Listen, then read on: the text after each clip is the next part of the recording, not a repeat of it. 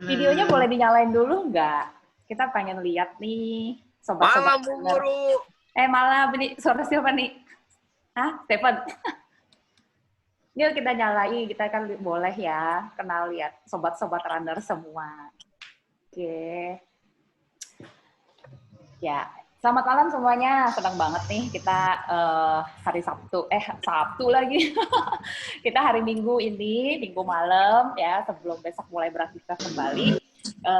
Kita di TRC, kita mau bincang-bincang nih, ngobrol lagi. Ini episode kedua kita ya. Sebelumnya 2 minggu lalu kita udah sempet juga nih kayak gini, minggu kita ada obrol-obrolan. Kita hari ini mau ngobrol bincang-bincang tentang running smart nih. Running smart dengan advance parameter gitu ya. Nanti lebih lengkapnya jelasnya nanti akan ada narasumber yang hari ini bakal share ke kita. Ada Hendra Siswanto, Hensis, dan ada Lisanto Adrian. Ya. Untuk mempersingkat waktu, gimana Hensis? Boleh kita langsung mulai aja dengan share screen-nya? Boleh. Oke ya. Atau ada sedikit kata ya, ada sedikit mungkin. Sebenarnya kali ini kita mengundang bintang tamu kita ya, Pak Adrian, salah satu anggota TRC. Sebenarnya paling penting itu bintang tamu kita itu. Jadi kemarin Cici Polmi, kemudian hari ini Adrian. Jadi saya menambahkan dikit-dikit aja. Jadi sebenarnya sharing experience itu bagusnya kita dengar dari mereka. Jadi mereka itu semua orang pasti ada keunggulan, ada kekurangannya, kita saling mengisi satu sama lain gitu. Teori-teori ya bagus untuk pengetahuan, tapi paling bagus itu dari experience teman-teman itu tadi. Oke, sedikit pengantar dari Hensis. Sekarang kita kita share PPT-nya.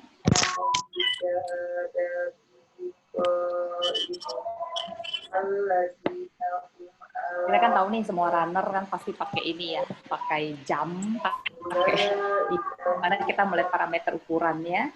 Yuk kita dengerin juga sharing dari Hensis. Udah bisa lihat ya screen-nya semua. Sudah. Ya. Terima kasih teman-teman semua sudah join. Jadi kali ini kita mengundang bintang tamu kita, teman kita di TRC, Lisanto Adrian, dan kita nanti akan membahas beberapa dari banyak ya apps-apps yang beredar. Kadang kita pakai yang mana, satu kita coba-coba aja. Dan saya mungkin akan share kali ini dua yang menurut saya menarik gitu. Namun saya ulang lagi, untuk lari itu sebenarnya dua ini yang paling penting gitu, konsistensi dan purpose-nya. Jadi sebenarnya running itu mudah gitu. Kebanyakan orang hanya kurang lari aja problemnya. Jadi teman-teman kita yang udah kita dengar kemarin dan hari ini, itu menurut saya konsisten dengan lari yang cukup sehingga mereka bisa mendapat waktu PB yang lumayan bagus. Jadi most problem pelari itu hanya kurang lari aja pada dasarnya. Nah setelah kita sering lari, kita belajar sedikit-sedikit bagaimana menjadi lebih efisien. Seperti yang nomor 2 itu, running efficient itu nggak semudah yang kita bayangkan. Kita perlu konsistensi, sehingga running ekonomi kita menjadi lebih baik, terus kita perlu fokus untuk memperbaiki form sama stability kita. Nah, di atas semuanya itu kita butuh sebuah purpose. Purpose-nya mungkin menjadi seseorang yang lebih baik. Untuk saya seperti itu, bagaimana menjadi diri yang lebih baik dengan konsisten berlari, tubuh kita beradaptasi dengan load yang nantinya akan saya ikut dalam lomba-lomba yang ada. Nah, mungkin ini suatu metode yang banyak sekali kita dengar, SMART. Apa sih SMART itu? Spesifik, terukur, action oriented, realistic, kita berbasiskan waktu, kemudian ada IR-nya, kita evaluate dan review. Nah, secara spesifik, episode pertama kita sudah membahas panjang stride dan cadence, sehingga dua ini termasuk komponen pace yang penting. Sehingga kita bisa menjaga pace stabil, tidak cuman hanya dari cadence-nya saja, tapi panjang stride yang stabil. Jadi kadang kita sudah mempunyai cadence yang bagus, yang tinggi, tapi kita lupa untuk mengasah panjang stride kita, langkahnya panjang-panjang, sehingga power kita kurang. Kemudian kita meningkatkan secara progresif bertahap, karena beberapa orang yang saya amatin, pace-nya meningkat tetap hanya dari salah satu komponen saja. Jadi cadence-nya meningkat sampai 190, tapi stride length-nya tetap, atau bahkan sebaliknya. Jadi keduanya kita tingkatkan secara bertahap. Ada 5% rule untuk meningkatkan pelan-pelan, jadi nggak terlalu signifikan. Terus juga kita bisa amatin heart rate trend-nya. Semakin terlatih akan semakin perlahan. Tadi si Ame udah kasih tahu Indohome udah ada Netflix dari sekarang. Audionya siapa ya? Boleh di ya, sorry ya, ada.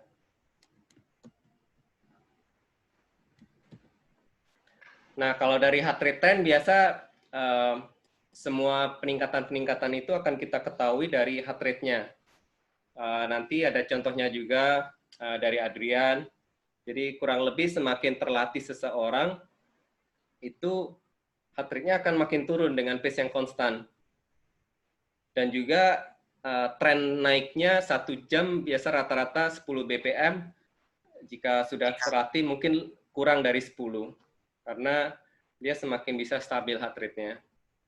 Dan juga kalau kita interval, kita juga bisa mengamatin beberapa drop BPM kita dalam 1 menit misalnya, atau 2 menit atau 3 menit, tergantung dari rest intervalnya. Kemudian measurable itu mungkin berkaitan dengan training load. Training load kita bisa dari jarak lari, bisa dari lama lari, bisa dari pace-nya. Kemudian untuk tingkat selanjutnya, kita bisa menambah speed session, bisa dari pace intervalnya, bisa dari repetisinya, bisa dari rest-nya diperpendek dari 3 menit, 2 menit, 1 menit. Kemudian kalau kita fokus maraton, kita nggak boleh melupakan long run. Jadi yang training pace dan intensity yang nomor 2 itu kurang lebih gambarannya bisa terlihat dari heart rate zone itu. Kalau isi zone 1-2, interval di 4-5, tempo di 3-4 medium ya. Nah, kurang lebih proporsinya itu mungkin banyak sekali yang kita dengar rule 80-20. Nah, sebenarnya 80-20 itu ada yang kurang ya, banyak dilupakan, itu adalah long run-nya gitu. Jadi ketika kita memenuhi 80-20, menurut saya 20 untuk speed itu terlalu besar, terlalu sulit untuk dilakukan. Jadi biasa pakai 10 sampai 15 saja udah cukup bagus untuk speed session-nya. Nah, sisanya 85-nya jangan lupakan untuk long run-nya itu kalau kita fokus di maraton. Kemudian action oriented, kita buat rencana 1-2 minggu depan. Misalnya simpelnya berapa kali seminggu larinya, 4-6 kali seminggu, dan berapa kilometer dalam seminggu itu, sehingga kita bisa stabil dari minggu ke minggu. Kemudian kita luangkan waktu 2 minggu untuk training dengan training load yang sama. Jadi entah itu jarak yang sama, jarak mingguan yang sama, atau pace yang sama, atau load interval atau tempo yang sama. Kurang lebih kita bisa perpanjang 3-4 minggu, disarankan untuk adaptasi yang lebih baik. Kemudian kalau kita fokus di maraton, kita nggak boleh melupakan long run setiap 2 minggu. Mungkin ketika menjelang race maraton itu sendiri, kita perpendek sampai setiap minggu. Kemudian 2 minggu terakhir itu kita taper. Nah, yang selanjutnya R-nya itu realistik. Kita lupakan pace-pace orang lain, kita buat program yang sederhana, yang kita yakin tujuan dan arahnya gitu. Seperti yang saya bilang tadi, ketika kamu fokus untuk maraton, ya mingguanmu itu kurang lebih harus minimal jarak maraton itu. Kalau kamu latihannya nggak bisa memenuhi jarak maraton dalam seminggu, apalagi nanti kamu akan lari dalam seminggu itu dalam jarak 42 kilo. Akan sangat susah sekali. Jadi ketika mingguanmu udah minimal 60, maka harapannya akan bisa menyelesaikan maraton dengan lebih mudah. Nah, yang kedua itu program lari yang buruk itu kadangkala itu lebih menyesatkan ya daripada program yang sederhana yang kita bikin sendiri gitu. Jadi sebenarnya yang pertama itu ketika kita belajar untuk mempunyai komitmen, untuk mempunyai program yang kita bikin sendiri, yang kita tahu tujuan arahnya, itu mungkin lebih baik gitu. Nah, yang ketiga, make time itu sendiri, time commitment. Seperti kita meluangkan waktu untuk meeting dengan klien. Nah, ini untuk kesehatan kita sendiri, kita harus bisa konsisten 3-6 kali seminggu. Nah, kemudian yang berikutnya, time itu kita punya goal time yang jelas. Jadi, acuan PB waktu 5K atau 10K itu bisa kita jadikan untuk training pace. Jadi, ada banyak training pace table. Ini salah satu contohnya dari buku Jack Daniel Formula.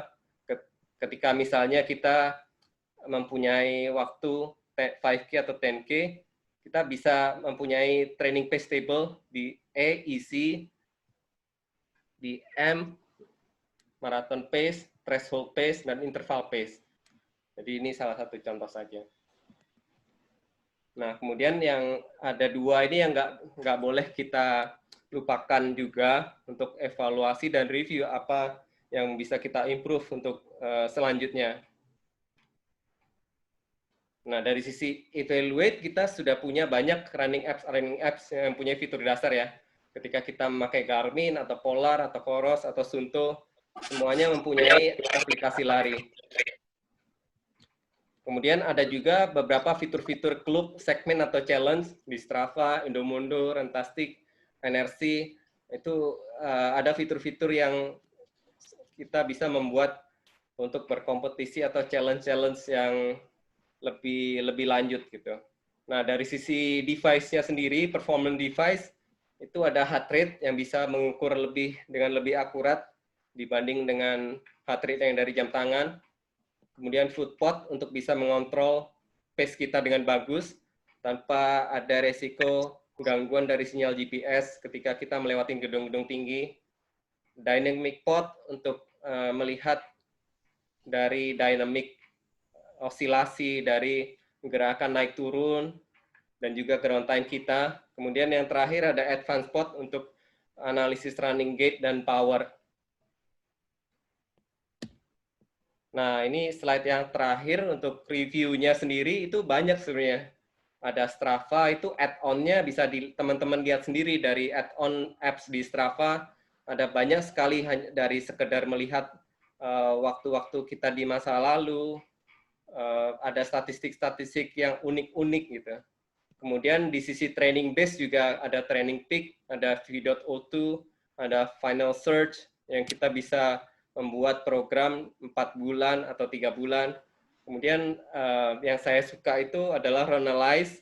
Ini program yang free, tapi cukup rumit. Mungkin kita harus membiasakan diri dengan banyak parameter-parameter yang kompleks gitu. Nah, ini tadi bagian pertama nih dari Hensis nih obrolin yang kayak lanjutan minggu lalu gitu ya.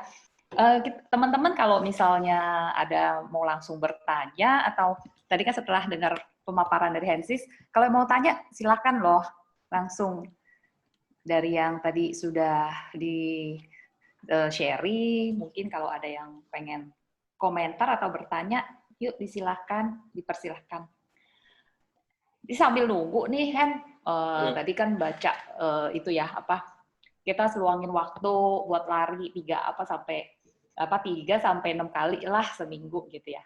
Itu kadang-kadang mungkin ya sibuk kerja atau apa, itu kayaknya ada perlu booster gimana biar orang bisa mau 1 minggu bisa lari 6 kali loh. Nggak gampang ya. Gimana tuh tips-tips ya? Kadang-kadang rasa males ya, Hen ya? Iya, makanya jadi waktu episode 2 minggu lalu kan sudah saya share ketika saya mulai lari itu sendiri nggak gampang ya. Karena memang awalnya pasti nggak suka lari itu. Tapi kita harus memaksa secara mau nggak mau kita harus program atau komit setiap 2 hari gitu. Jadi minimal kalau kita baru mulai 3 kali seminggu lah ya, setiap 2 hari kita coba 30 menit selama 2 minggu dulu, baru kita naikin jaraknya pelan-pelan, baru bulan depannya kita naikin jadi 4 kali seminggu. Terus kita bisa juga di jaraknya, kita nggak perlu fokus di pace dulu. Jadi awalnya yang paling penting juga saya udah share di episode kemarin, kita suka dulu larinya gitu. Nah, itu sebenarnya yang jarang atau kurang dipahamin, sehingga kayak lari itu jadi kelihatan terpaksa, itu jadi nggak enak aja gitu. Jadi nggak fun ya, jadi rasa beban banget ya kalau seminggu harus sampai 6 kali ya. Ya intinya masih kita tetap ya dengan episode pertama Running with Heart. Hen, ada yang mau bertanya nih dari Safitri Indahyani. Halo, mana ya mukanya yang mana? Boleh. Oh iya, di unmute dulu. Ya, Mas Safitri, apa namanya, tulisnya Kemal ini nih. Di unmute boleh? Kita nggak kedengeran suaranya nih.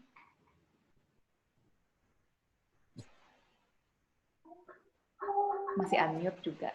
Ya, halo. Sudah. Halo. Selamat malam, Kak. Malam. Ya, saya Kemal dari Makassar. Saya mau bertanya, Kak, gimana tuh, Kak, kan masa pandemi ini ada banyak tuh yang adain virtual running. Terus virtual runningnya kan bisa lumayan lah jaraknya dengan sama seperti acara event maraton. Nah, dalam kondisi pandemi ini, cara kita imbangin pace kita dengan teman lari kita sendiri itu seperti apa saja, Kak? Misalnya latihannya berbeda, terus dalam pandemi ini kayak gimana tuh jadwal latihannya, sepertinya misalnya kalau ambil yang HM yang half marathon. Nah, ini pada saat kita selesai lari kan heart rate kita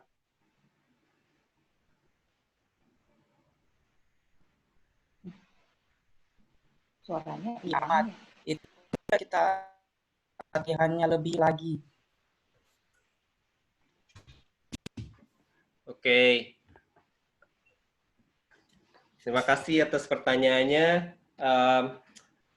Kalau untuk virtual itu sebenarnya tujuannya bagus ya, kalau bisa memotivasi kita untuk bisa lari lebih banyak gitu. Tapi menurut saya intinya itu bukan banyak-banyakan gitu. Jadi kayak yang saya share 2 minggu yang lalu, atau saya share tadi, kata kuncinya itu kan adaptasi ke tubuh diri kita sendiri gitu. Jadi seberapa biasa kita berlari. Jadi ketika kita udah biasa berlari, misalnya 5 kilo setiap 2 hari, selama rutin 4 kali seminggu, kita artinya tubuh kita udah bisa beradaptasi untuk bisa menempuh 10 kilo dengan cukup bagus gitu. Karena mingguan kita udah di atas 20 kilo atau 2 kalinya. Sehingga adaptasi itu penting. Kemudian juga waktu-waktu yang realistis juga, jangan waktu yang nggak realistis sehingga mengakibatkan kita nggak terlatih di pace segitu gitu. Jadi intinya kita latihan itu perlahan-lahan dengan pace yang perlahan-lahan meningkat, jaraknya juga sehingga tubuh kita beradaptasi. Jangan memaksakan diri untuk ikut yang jauh-jauhan seperti HM atau FM ketika mingguan kita belum cukup gitu. Jadi gambarnya seperti itu. Ketika mingguan kita udah cukup 50, artinya ya mungkin bisalah kita ambil HM gitu, dengan artinya tubuh kita beradaptasi untuk menyelesaikannya dengan baik gitu. Sehingga kita tinggal atur pace-nya saja. Nah, seperti itu. Jadi artinya kemudian ketika kita nanti virtual run sudah nggak ada, artinya jangan sampai kita stop berlari juga. Jadi itu kan sebagai salah satu cara untuk motivasi. Dan banyak cara-cara yang lain juga, nggak harus virtual, tapi ketika virtualnya nggak ada, kita harus tetap konsisten juga gitu. Karena memang pada dasarnya motivasi terbesar itu kita menjadi diri yang lebih baik sehingga meningkatkan ketahanan tubuh kita, mempunyai stamina yang lebih baik gitu.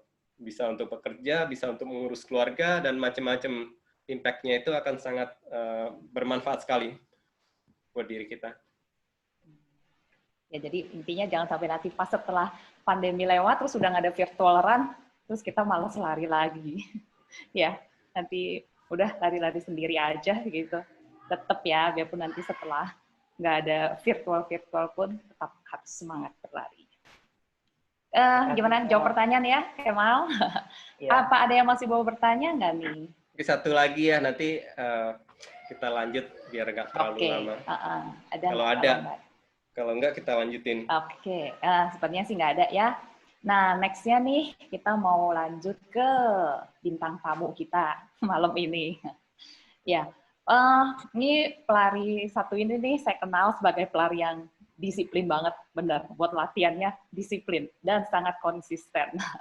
Ya, dia juga member TRC kita sini. Hari ini dia akan sharing ya tentang gimana progress running dia gitu ya, Hen ya. Oke, boleh kita share screen-nya. Ya, mungkin bisa perkenalkan diri dulu. Orang-orang pengen lihat mukanya atau itu mukanya udah ada ya. Bisa kenalin diri dulu, Adrian. Iya, selamat malam, Adrian. Malam, Kak Polni, Kak Hensis. Thank you buat kesempatan yang udah dikasih buat sharing pengalaman pribadi, terutama di dunia lari, yang sebenarnya saya secara pribadi juga belum terlalu lama terjun di dunia lari. Jadi sekilas mengenai profil saya secara pribadi, saya pertama kali join, maksudnya mengenal dunia pelarian itu di awal tahun 2018. Nah, sebelumnya saya cuma taunya lari itu kalau dihukum guru di sekolah. Jadi kalau dihukum guru disuruh pergi lapangan, taunya kayak gitu doang. Ternyata sekarang lari itu ada yang sampai berkilo-kilometer. Sebelumnya saya pernah juga lari di GBK atau Senayan gitu, paling banyak paling 3 kilo. Itu pun udah merasa hebat banget, lari 3 kilo. 3 putaran GBK itu ya, zaman dulu ya. Tapi habis itu kita jajannya lontong sayur ya, di GBK. Nah, awal mula join di lari itu saya langsung gabung komunitas lari. Jadi kalau saya tidak join di dunia lari, mungkin saya nggak ada, maksudnya nggak berlanjut sampai sekarang gitu.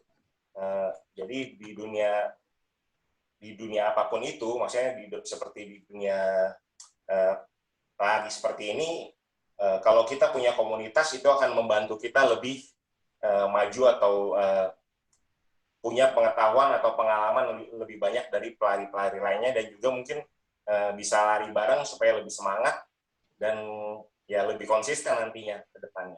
Jadi pertama kali itu saya ikut race di tahun 2018, Pokari Bandung 2018. Waktu itu saya ikut program yang udah dibikin dari komunitas lari saya ya, namanya Ribbon Runners di Jakarta ya. Jadi melalui program lari itu, walaupun saya belum pernah race sebelumnya, race pertama saya adalah race Pokari Bandung ini di kategori FM. Melalui program yang dikasih ini, saya berhasil finish. Walaupun setelah kilometer 30 ke atas, udah masuk ke survival mode. Jadi survival aja sampai finish gitu maksudnya. Eh, eh, di awal-awal saya mengenal dunia lari, saya tidak menggunakan jam tangan atau smartwatch seperti sekarang. Sebelumnya cuma pakai handphone ya, rekamnya jadi pakai NRC zaman dulu ya, Nike Running Club. Itu pun juga udah lumayan keren sih, ada klasemen-klasemennya. Jadi zaman dulu kita klasemennya berdasarkan Nike. Jadi kalaupun lari kemana-mana bawa handphone, jadi sambil pegang lari. Nah di awal 2019 saya baru pertama kali menggunakan running watch. Jadi pas saya beli pertama kali running watch itu, saya juga salah beli. Ternyata running watch saya nggak ada GPS-nya, saya nggak tahu. Jadi harus connect ke handphone waktu itu. Jadi tetap aja, jadi saya lari sambil bawa handphone. Nah, sampai akhirnya sampai akhirnya jam tangan itu hilang, saya akhirnya beli jam tangan yang ada GPS atau smartwatch yang ada GPS-nya dan mulai ikut join di Monas Marathon pertengahan 2009 yang waktu itu diajak oleh teman-teman dari Ribbon Runners juga. 2019 maksudnya. Okay. Terus saya ini di dunia, maksudnya di teman-teman lari saya dikenal sebagai orang yang kalau lari ya punya HR selalu tinggi atau di atas 200. Mungkin kita share slide-nya ya, biar lebih jelas ya. Iya, boleh. Jadi saya itu teman-teman itu pasti taunya kalau saya lari selalu berusaha untuk lari sekencang-kencangnya. Yang saya tahu saya cuma kalau lari coba yang terbaik, lari secepat mungkin, dan HR saya nggak peduli karena sebelumnya saya nggak punya smartwatch, saya nggak tahu HR saya berapa, tapi setelah saya punya smartwatch saya tahu ternyata HR saya itu selalu di atas 200, bahkan di beberapa race atau lomba HR itu bisa sampai 210, 211 gitu. Dan saya selalu finish masuk ruang medik. Jadi teman-teman kalau nyari saya pasti dia udah tahu Adrian pasti ada di ruang medik kalau udah finish gitu. Karena udah napasnya sudah habis gitu. Ya. Itu kira-kira perkenalan mengenai latar belakang saya atau saya di dunia lari sebelumnya gitu. Sebelumnya dalam perjalanan dari tahun 2019 itu saya ikut Monas Marathon, dan di Monas Marathon ini saya seringkali DNF atau tidak finish atau cuma berhasil lari setengah. Jadi dari sebelumnya saya pelari yang berpikir maksudnya dengan selalu ingin lari cepat, lari kenceng atau mencoba yang terbaik, ternyata di maraton saya selalu gagal. Padahal saya rencana ingin memperbaiki waktu maraton saya, terutama setelah dari Pokari Bandung yang race saya pertama sebelumnya itu. Ya. Jadi saya ikut lomba-lomba lain yang di bawah full maraton, dan setiap kali saya berusaha seperti teman-teman juga, kita mau coba untuk PB, cari personal best, dan di kategori sampai half maraton saya secara umum berhasil selalu PB gitu. Setiap kali race bisa PB. PB-nya berapa, Adrian? PB yang mana nih? Yang half marathon. Half marathon 1 jam 36 menit. Kalau di Pokari FM-nya? Pokari FM 4 jam 36 menit. Oke. Jadi saya mencoba dengan bergabung di Monas Marathon ini, pikirnya mau perbaiki waktu maraton saya gitu. Ternyata berbeda gitu, di jarak maraton sama HM itu memang selalu survival mode gitu. Setelah kilometer 25 atau 30 kilometer, saya pasti survival mode, jalan kaki atau sambil terseok-seok, kaki pincang. Bahkan terakhir mungkin bisa di slide selanjutnya ya. Nah ini seperti yang saya lari di Bandung, ini half marathon ya, half marathon di Pokari Bandung. Salah satu contoh di mana HR saya selalu average-nya pasti selalu 190. Maksudnya di zona 5 maksudnya ya. Zona 5 100%. Ini jadi PB waktu itu ya. PB ya. Ini yang PB itu ya. Dari mulai sampai finish zona 5 full. Bahkan di sini ada lihat maksimal heart rate 211 BPM. Ini awalnya saya sempat pikir apa jam tangannya yang ngaco atau apa, ternyata saya pakai yang terakhir saya udah sempat pakai yang strap, jam tangan dan strap mirip-mirip HR-nya. Jadi memang HR-nya cenderung tinggi. Ya. Slide selanjutnya mungkin. Nah, setelah saya mengikuti Monas Marathon, di mana saya beberapa kali DNF dan akhirnya sempat berhasil PB di Monas Marathon ini, tapi setelah PB itu saya cedera. Jadi setelah PB saya langsung cedera dari bulan November 2019 sampai Januari 2020 vakum. PB-nya berapa waktu itu? 4 jam 25 menit. Jadi PB kurang 11 menit dari 11 sebelumnya menit. di Bandung. Ya. Oke. Itu pun udah terseok-seok dan survival mode juga sama ya. 2018 ya itu ya? Bukan 2019. Sorry ya 2019 ya. Iya. Nah, setelah saya ikut yang Monas Marathon ini, dengan cedera ini saya udah nggak boleh lari, atau mungkin lari pun juga nggak bisa ya, karena disarankan istirahat total. Nah, itu saya jadi turning point buat diri saya sendiri. Kalau maksudnya setelah cedera ini saya mau jadi pelari yang lari untuk sehat dan bukan lari untuk maksudnya sekenceng-kencengnya aja atau ngejar PB, tapi saya mau larinya itu ya salah satunya adalah HR saya nggak selalu di zona 5 gitu ya.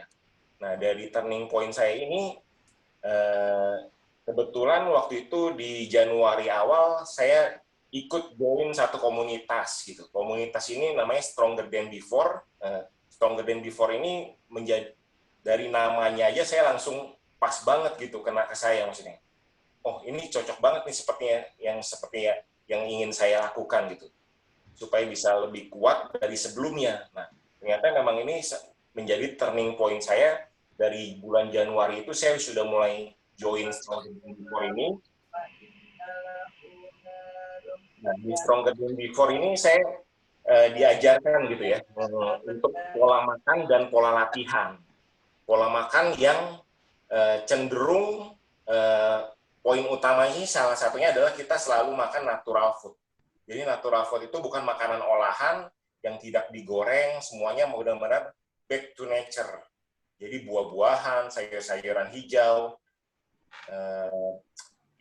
yang tidak digoreng, bukan olahan seperti tepung atau apa. Nah, di sini saya belajar konsisten, seperti yang saya sharing tadi di awal, kalau kita bisa konsisten, salah satunya maksudnya join satu komunitas. Di komunitas itu akan membentuk kita gitu, karena ada satu quote itu, show me your friends, I show you your future. Jadi siapa teman kita, ya masa depan kita seperti apa. Kalau teman-teman kita semuanya makan sehat, ya kita juga jadinya makan sehat. Jadi kita terjaga pola makannya. Mungkin bisa ditampilkan slide-nya yang Saitama ya. Nah, ini saya juga terinspirasi sama Saitama ya, di salah satu tokoh kartun di One Punch Man ya. Saitama ini kan punya power dan kekuatan yang luar biasa gitu. Nah, dia setiap kali ditanya kekuatan kamu apa sih gitu kan, dia bilang dia cuma selalu makan sayuran dan buah-buahan kan. Terus ditanya kamu latihannya apa? Saya cuma push up dan sit up tiap hari gitu. Secara rutin aja, latihannya hanya itu aja. Jadi ya pola makan dan pola latihan strength training ini menjadi dasar dari basic back to basic untuk kekuatan core atau kekuatan kita secara basic gitu maksudnya.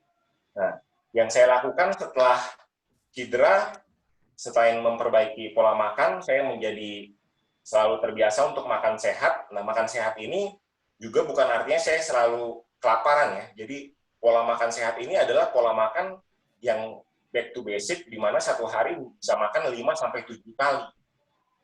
Bahkan saya kadang-kadang nggak pernah kelaparan karena makannya selalu banyak. Nah, pola latihan strength, drill, dan core. Jadi sebelumnya saya hanya tahu lari itu cuma lari aja. Nah, di Stronger Than Before saya diajar untuk latih strength training saya seperti push up, sit up yang basic-basic aja. Bukan menggunakan beban jadi latihan yang tanpa menggunakan beban, hanya menggunakan body weight. Ya, jadi back to basic semua, dari pola makan, pola latihan, semua back to basic. Nah, Untuk latihan endurance, saya belajar dari para suhu-suhu yang di The Running Club atau TRC kan. Ini seperti Clevy, ada suhu Clevy, ada Hensis ya, ada lagi William Lesmana. Mereka ini kan para suhu-suhu yang endurance-nya tinggi. Nah, saya pelajari nih, kenapa mereka kan bisa endurance-nya tinggi. Dari sebelumnya kan saya taunya mereka itu sering nge-trail atau sering trail running. Nah, jadi di masa saya turning point ini, saya selalu rutin untuk trail running setiap minggu. Jadi selama PSBB terutama, yang dimana semua orang social distancing, saya pergi untuk nge-trail sendiri. Walaupun sendiri saya tetap konsisten, sampai secara polanya saya trail running, endurance-nya juga mulai terbentuk.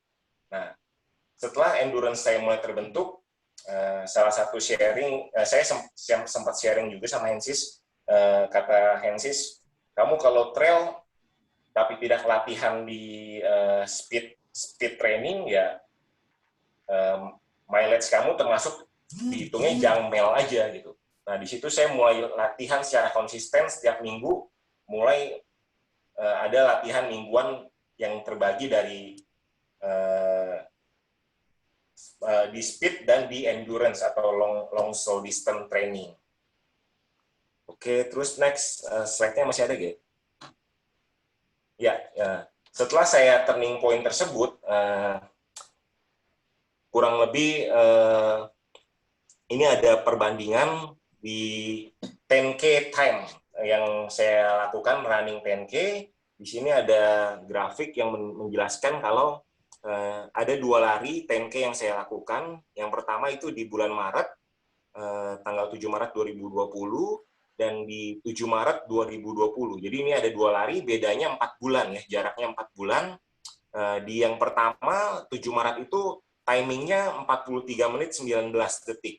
Kurang lebih di bulan timingnya, yang 16 Juli timingnya 42 menit 55 detik. Jadi di sini yang mau saya sorot itu bukan lebih cepatnya. Yang mau saya sorot itu atau saya mau share ke teman-teman, salah satunya adalah di perbedaan heart rate-nya. Jadi dengan speed yang sama, saya lari PB di 7 Maret 2020, saya lari lagi 10 kilo di 16 Juli dengan speed yang kurang lebih sama. Itu perbedaan heart rate-nya itu sampai dengan kurang lebih 20 beat per menit ya. Nah, mungkin ada slide satu lagi yang lebih jelas. Next. Nah, di sini di 7 Maret 2020 dengan pace average-nya 4 menit 19 detik, HR-nya 185 secara average. Nah, di 16 Juli dengan pace yang kurang lebih cepat, bahkan HR saya di bawah yang 7 Maret. Jadi ini perbandingan di mana hasil yang saya lakukan setelah turning point itu menunjukkan kalau saya larinya sekarang lebih efisien dengan heart rate yang lebih rendah, dan ya cenderung ya menurut saya lebih sehat dan lebih olahraganya jadi lebih sehat dan benar-benar lebih berkualitas. Kira-kira seperti itu mungkin yang mau saya sharing. Halo? Ya, satu lagi. Itu masih ada nih. Oke. Masih ada slide. Ya, ini slide satu lagi ya. Jadi maksudnya yang di 7 Maret 2020 itu pas masih awal-awal saya turning point setelah cedera itu, HR saya masih secara total itu 97% di zona 5 saat lari. Nah, setelah di 16 Juli dengan speed yang sama, HR zone saya rata-rata di zona 4 ya, paling maksimal ya. Zona 4 dan nyentuh zona 5 pun itu karena saya masih ada tenaga buat last push supaya ngejar PB-nya itu ya. PB yang beberapa detik itu. Ya, kira-kira seperti itu penjelasan saya. Mungkin penjelasan ini bisa jadi gambaran buat teman-teman kalau semakin kita konsisten latihan, semakin kita punya komitmen sama latihan kita sendiri, karena kalau untuk bisa menjaga konsisten dan komitmen itu kadang-kadang ya kita, ya seperti yang saya sering lihat dari Suhu Hensis nih ya, dia ini selalu komit lari-lari, walaupun sendiri dia tetap lari, walaupun nggak ada yang temenin dia tetap lari, walaupun mungkin nggak ada tempat buat lari, dia tetap lari di dekat rumahnya atau di mana. Jadi komitmen atau konsistensi itu dalam hal ini ya just do it gitu, just do it yang sudah kita targetkan tanpa alasan apapun, walaupun nggak ada yang temenin kita, walaupun tidak ada tempat buat lari, selalu cari tempat supaya bisa lari dan menjalankan komitmen kita dan konsistensi kita terhadap target yang kita kejar. Kira-kira seperti itu sharing dari saya. Mungkin ada yang mau bertanya atau mungkin ya boleh, silakan. Boleh nanya dong. Aku sebenarnya pengen meng-highlight 4 bulan ke belakang ini mileage-nya gimana sih profilnya? Mungkin kita bisa balik lagi ke chat yang tadi ya. Kira-kiranya mileage-nya 4 bulan ke belakang ini di kisaran berapa gitu? Ya, jadi setelah cedera saya baru mulai aktif lari di bulan Februari ya sebenarnya, kurang lebih ya. Itu pun kaki juga sudah mulai bisa lari. Jadi rencananya saya mau mulai dari 200 km dulu setiap bulan ya. Setelah itu di bulan Maret saya mulai tingkatkan kira-kira sampai 300 atau 250. Di bulan Maret mileage saya 272 kilo. Ya, di bulan April yang seperti kita ketahui kan PSBB, nggak bisa keluar rumah, tapi saya tetap komit kalau bisa selalu ada lari dengan target yang saya punya sendiri ya, dengan larinya sendiri, tetap sendiri gitu ya. Dengan mileage-nya kurang lebih sama 270 kilo. Nah, di bulan Mei dan Juni saya udah mulai naikin mileage-nya di atas 300. Ya, 300 kilo per bulan. Kurang lebih seperti itu. Jadi mileage-nya secara endurance juga dari mileage ini yang membantu saya. Kebetulan hari ini baru kelar kita teman-teman dari TRC ada event dari teman-teman TRC yang diprakasai oleh Hensis, namanya KBBM Kanal Banjir Barat Marathon. Nah, di sini saya berhasil finish dengan catatan waktu lebih baik daripada PB saya sebelumnya, dan di KBBM ini saya finish istilahnya finish tanpa survival mode. Jadi ya finishnya larinya pun lari aerobic pace, di mana saya masih bisa last push di kilometer terakhir tanpa merasakan ya survival mode yang sebelumnya saya rasakan. Ya, ini salah satunya endurance yang terbangun dari mileage yang saya tingkatkan secara bertahap mulai dari bulan Februari tersebut. Kira-kira seperti itu penjelasannya. Suhu Hensis, silahkan. PB 56 menit ya dari sebelumnya. Weh. Iya, betul. Hebat benar. Dari jam 25 menit, nah ini kebetulan event yang dibikin oleh Hensis ini salah satunya buat bikin sub 3 jam 30 menit ya. Ini seperti kaos yang saya pakai ya. Jadi saya udah berhasil sub 3 jam 30 menit bareng dengan William Hartono. Ya ini sebenarnya event buat ulang tahunnya William Hartono, cuman ya salah satunya saya pikir ya sekalian saya mau tes gitu. Sekarang dengan kondisi seperti ini, apakah saya bisa finish FM? Target awalnya malah saya cuma mau sub 4 gitu, bisa sub 4 aja mungkin sudah bagus. Tapi ternyata ya setelah saya lari tadi bareng Hensis dan William Hartono, ternyata saya lihat ternyata pace segini saya bisa manage gitu dengan stabil. Bahkan sampai finish saya masih bisa last push jadi ya PB dan sub 330 saya bisa tercapai. Luar biasa. Ya, thank you. Kak Lisanto. Ya. Hebat ya benar ya. Ya seperti itu kira-kira. Mungkin ada yang mau bertanya lagi? Yang Thomas Kwando, lama tidak jumpa, Bro. Awet muda ya. Aku pengen highlight juga ya, sebenarnya bukan event, tapi kita latihan bareng aja.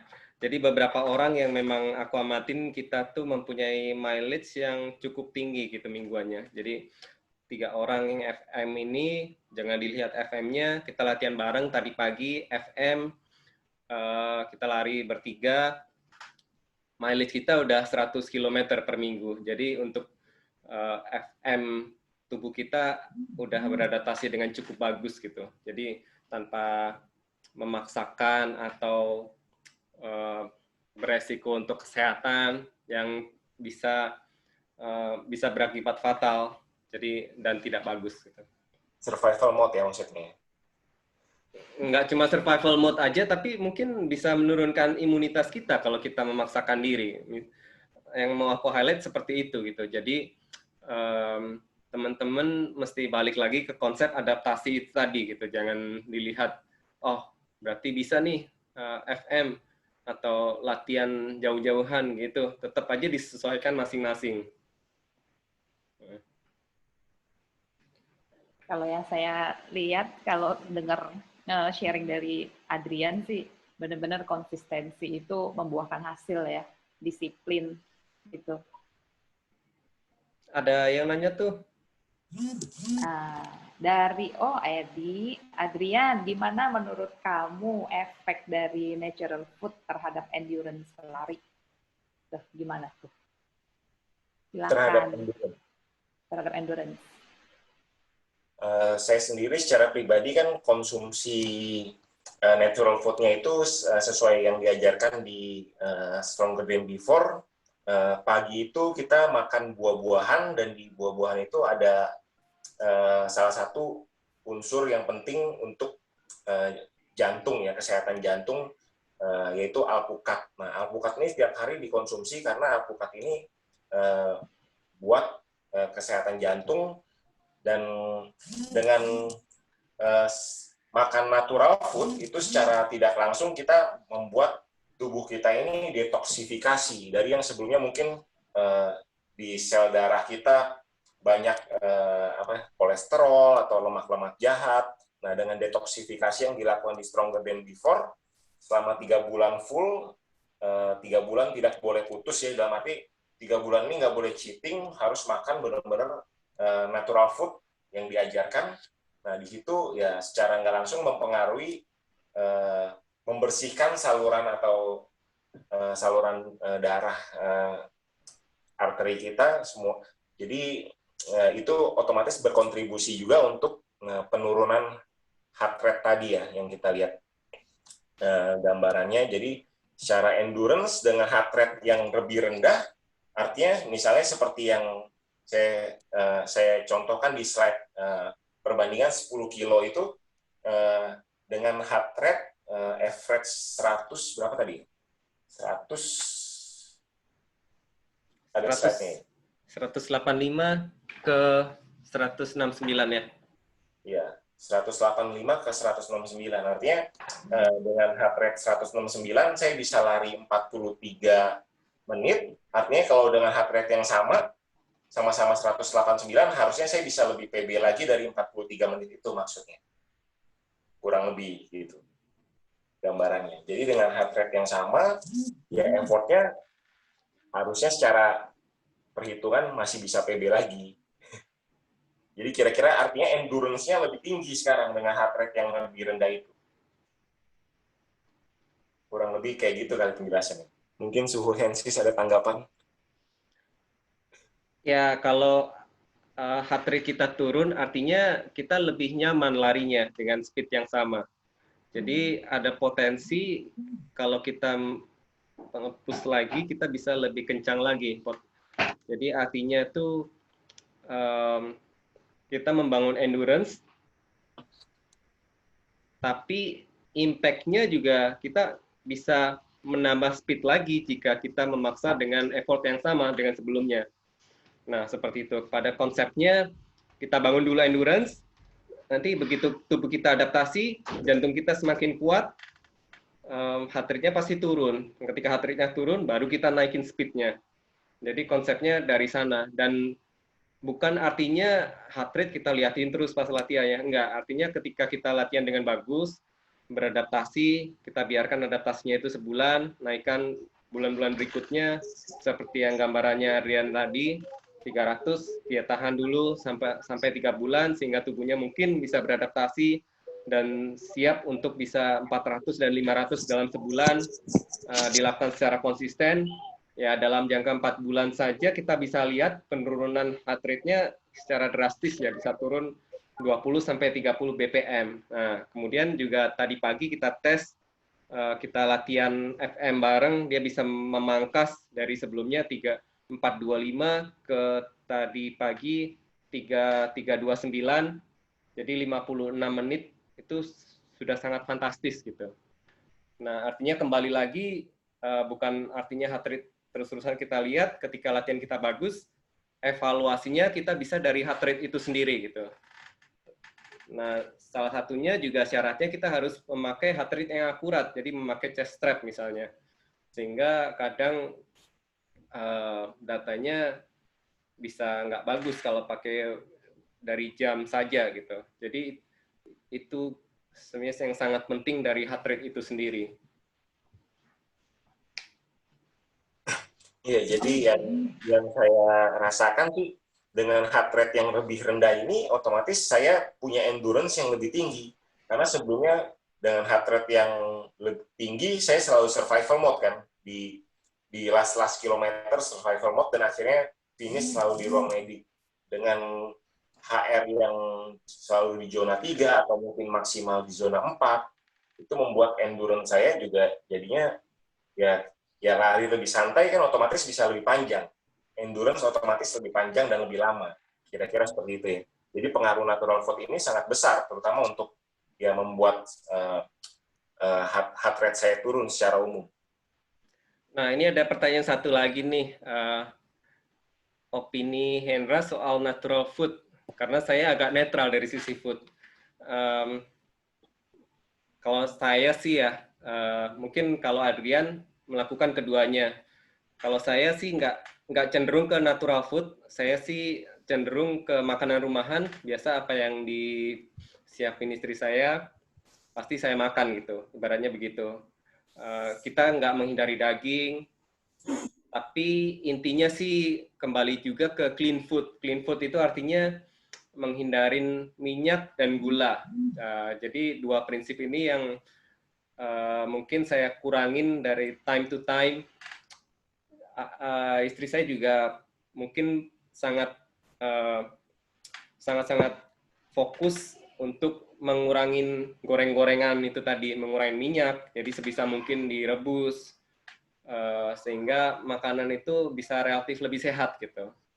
Jadi artinya kalau mungkin nggak bisa sebagus natural food tadi, ya pada porsi minimal kita kembali lagi ke clean eat itu tadi, menghindari minyak, menghindari gula, harapannya tubuh kita menjadi lebih sehat gitu. Tapi kembali lagi ketika kita makan makanan sehat saja, nggak cenderung otomatis heart rate kita bisa turun drastis seperti Adrian tadi ya. Pasti ada sesuatu konsistensi yang mesti kita bangun tadi. Seperti yang kita lihat, 5 bulan itu waktu yang cukup panjang ya. 3 bulan 300 kilo, kemudian naikin 2 bulan terakhir ke 400 dan 500, itu sudah mungkin perjuangan yang sangat dahsyat gitu untuk bisa mencapai FM di 329 tadi pagi.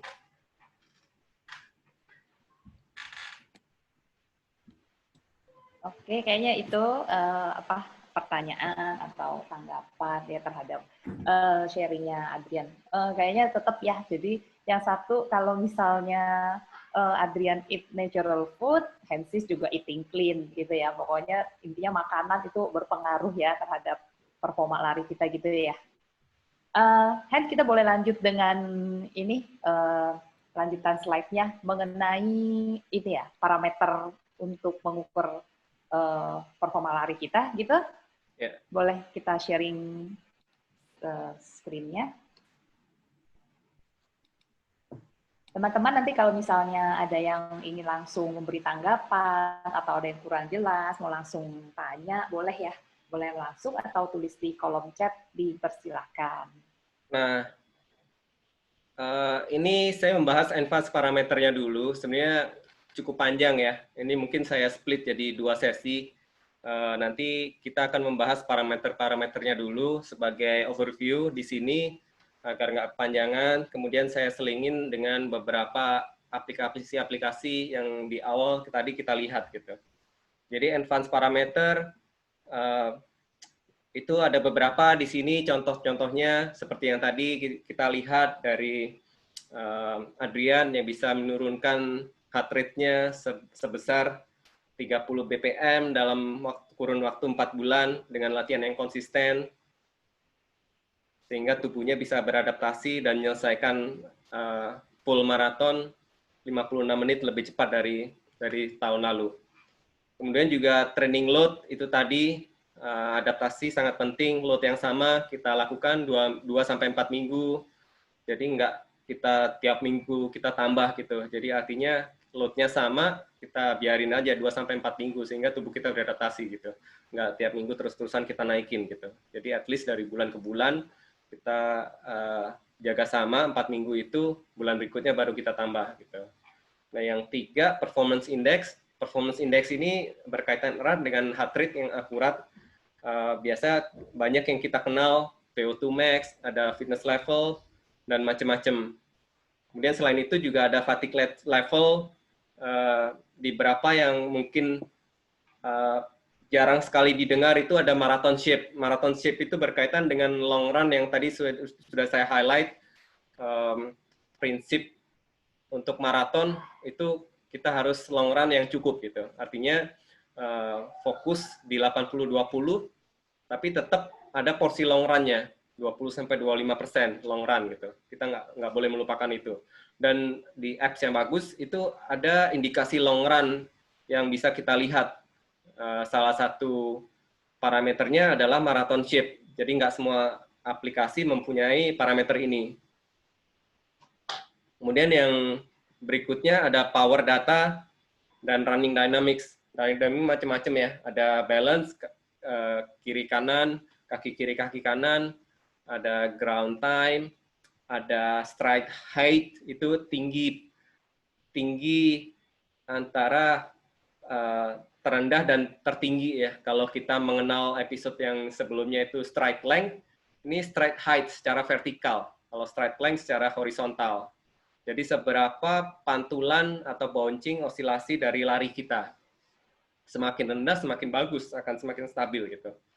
Nah, selain single run, kalau kita lihat cuman sekali lari itu, tiap sekali lari itu sama aja dengan statis gitu. Artinya kita nggak melihat trennya. Parameter yang bagus itu adalah kita bisa lihat trennya 4 bulan berikutnya seperti Adrian tadi, dia highlight heart rate zone-nya dan pace-nya, tapi dalam time lapse 4 bulan. Kemudian dalam 4 bulan itu juga ada proses-proses yang dia ikutin sehingga bisa terukur. Mileage-nya kira-kira 300-500 tadi itu.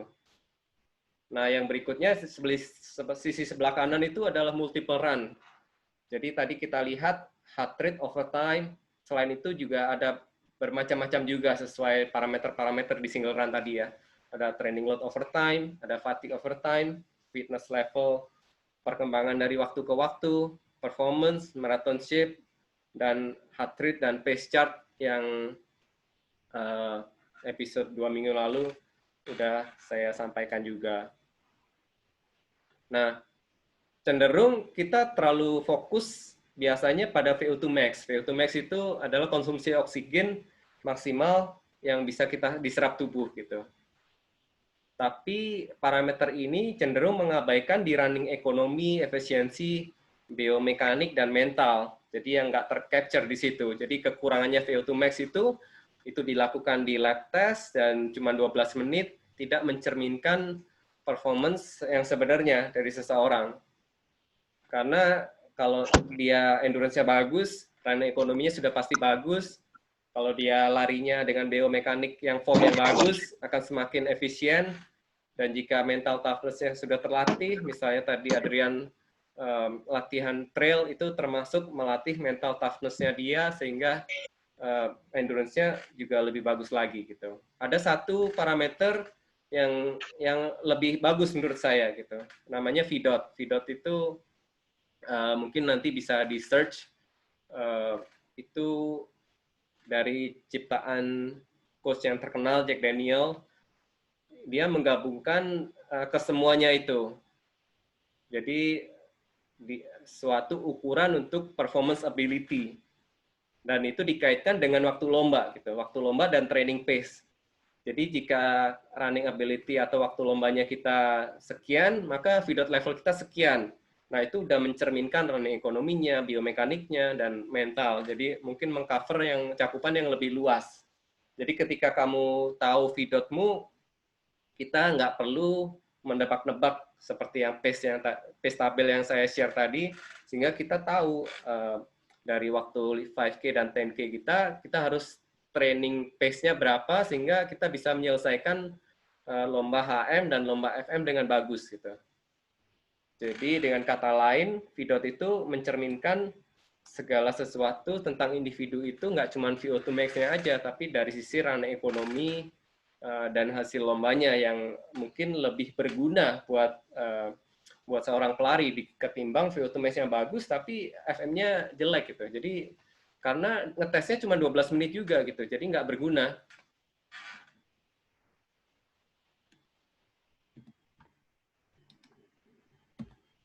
Nah, tadi udah saya share. Nah, ini juga saya share lagi, tapi spesifik dari histori saya yang sebelumnya. Dari saya 2014 dulu, FM pertama saya 340. Mungkin nggak sefantastis Adrian tadi, saya memangkas dalam setahun itu hanya kira-kira 16 menit. Nah, tapi itu berkelanjutan terus gitu. Artinya kan seseorang itu biasanya tambah tua, secara logika waktunya akan tambah turun gitu. Tapi ketika kita konsisten latihan dengan bagus, time to time, kita juga menjaga kebugaran kita dengan berlari, yang seperti saya bilang tadi 3-6 kali seminggu. Artinya kita bisa menjaga konsistensi progres kita terus maju gitu. Jadi setelah 324 memang lebih susah untuk memperbaiki waktu PB di maraton itu, tapi 2017 saya memperbaikinya kurang lebih 7 menit 3:17. Kemudian 7 menit lagi di 2019 3:10. Kemudian yang di 2019 itu tahun lalu itu lumayan optimum karena 10K saya 19. Kita lihat di sisi kanan waktu marathon time 3:10 dekat 3:09. Jadi itu yang saya sebut optimum. Kita mempunyai target FM dengan waktu acuan 5K atau 10K kita di pace tabel gitu. Nah, kemudian banyak lagi target-target berikutnya yang 3:04, 2:58 yang mungkin nggak entah kapan tapi harapannya kita memperbaiki diri sendiri sehingga kita nggak terbentur sama umur kita ya, tambah tua atau tambah bagaimana, tapi secara organ age kita mungkin belum tentu lebih buruk dari sebelumnya ketika kita bertambah tua gitu pada intinya. Nah, ini agak-agak sibuk, tapi kita bisa amatin pada intinya VO2 max itu bisa di-convert menjadi VDOT atau dalam suatu apps itu disebut effective VO2 max. Jadi itu berdasarkan perbandingan heart rate dan pace yang 2 minggu lalu aku jelasin, Adrian juga jelasin di chartnya itu ketika VDOT-nya naik atau efektif VO2 naik, maka itu tercermin dari heart rate yang lebih rendah gitu, sehingga lebih efisien untuk pace yang sama akan lebih santai larinya. Nah, masalah-masalah utama di parameter-parameter yang bisa kita pakai untuk training itu menggunakan acuan heart rate ini yang sangat krusial. Jadi ketika heart rate kita salah, maka semua parameternya akan salah gitu. Jadi makanya saya sering menganjurkan untuk memakai chest strap, tapi bukan artinya kita melihat heart rate terus-terusan, tapi sebagai evaluasi, sehingga parameter-parameter ini menjadi benar gitu. Karena jika nggak ada heart rate data, efektif VO2 max ini nggak bisa dihitung oleh aplikasi-aplikasi itu gitu. Atau misalnya URIS HR-nya salah, ya otomatis juga akan salah perhitungan efektif VO2 max-nya gitu. Karena training load di parameter itu pada umumnya berbasiskan heart rate ini. Korelasi antara heart rate dan pace yang secara simplifikasi saya jelaskan di episode yang sebelumnya. Jadi common issue di akurasinya ketika kita lari terlalu banyak jalan atau terlalu banyak kita pause sehingga rata-rata heart rate kita menjadi lebih rendah dari yang seharusnya gitu. Atau jika kita interval, kita konsisten menggunakan manual pause atau automatic program. Karena jika menggunakan automatic program, ada rest, average heart rate kita menjadi terbawa turun gitu. Karena ada rest yang tidak di pause. Jadi ya konsisten saja kalau misalnya mau pakai automatic program terus. Kalau mau pakai manual pause terus. Sehingga average-nya jadi benar gitu. Nggak terbawa turun. Jadi pada umumnya advance parameter ini simply nggak akurat tanpa ada heart rate dan jarak yang akurat. Nah, ini beberapa overview aja. Jadi training load itu pada umumnya disebut training impulse atau TRIM. Jadi itu adalah salah satu cara untuk mengukur dari impact dari lari yang kita lakukan. Jadi simpelnya biasanya orang menggunakan mileage atau waktu. Tapi program yang bagus itu akan mengacu pada heart rate yang seperti Adrian jelaskan tadi gitu. Jadi ada efeknya heart rate-nya itu. Jadi nggak sesederhana ketika mileage kita tinggi tanpa melihat pace dan heart rate-nya, maka load kita menjadi tinggi, tidak seperti itu. Kemudian marathon shape yang sisi sebelah kanan, ketika kita jaga long run-nya di porsi tertentu, maka ada prognosis waktu FM kita yang bisa kita capai gitu. Jadi artinya, ya ini contoh aja ketika sangat kecil angkanya ya, tetapi bisa kita lihat ketika kita jaga long run-nya setiap minggu dengan bagus di rata-rata 20 kilo setiap minggu, maka efektif VO2 max saya kurang lebih di kisaran 49 secara prediksi dari aplikasi ini. Sehingga optimal maraton itu 3:14 untuk kondisi saya saat ini. Nah, itu long run itu yang tadi saya jelaskan itu sangat krusial untuk maraton itu tadi. Nah, kemudian yang terakhir adalah model dari training impulse itu bisa diakumulasi selama 7 hari atau kita sebut TRIM 7. Nah, itu mencerminkan fatigue. Jadi ketika load kita terlalu tinggi 7 hari ke belakang, maka fatigue kita terlihat menjadi tinggi gitu. Atau ketika kita training load itu terakumulasi 42 hari atau TRIM 42, maka fitness level kita kurang lebih dalam rentang 42 hari ke belakang tercerminkan ke seberapa tinggi fitness atau load yang kita terima rata-rata 42 hari ke belakang. Nah, gambarannya seperti itu.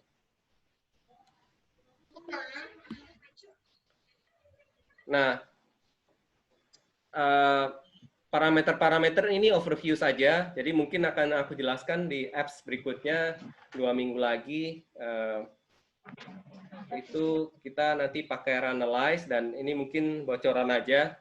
Nanti saya berkolaborasi dengan Koros, akan menjelaskan bagaimana menggunakan Runalyze dan dengan data Koros. Atau kalau teman-teman punya GPS lainnya, bisa juga di-sync. Nah, yang pertama Strava ini yang sering kita pakai ya. Jadi banyak aplikasi-aplikasi lari, tapi ini yang paling besar komunitasnya saat ini.